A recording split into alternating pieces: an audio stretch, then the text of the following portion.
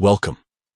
If you're using the X app and want to stop getting notifications related to you and your posts, I've got you covered with an easy, updated method to disable these alerts directly from your phone settings. Let's walk through the steps together to enjoy a quieter, distraction-free experience. First, unlock your phone and open the Settings app. This is where you control all your phone's preferences. Next, scroll down and find the section labeled Apps or Applications. Then tap on it.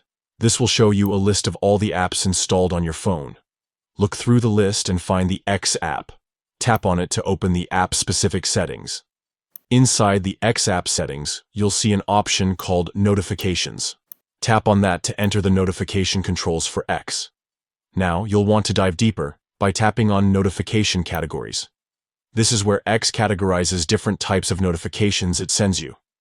Among these categories, locate the ones called Related to You and your posts. These control notifications that alert you about interactions connected to you or things you've posted. Simply toggle off these two categories to stop receiving those specific notifications.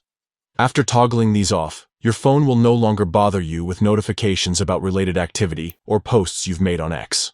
By following these steps, you regain control over what triggers alerts on your device, helping you stay focused without missing important personal updates.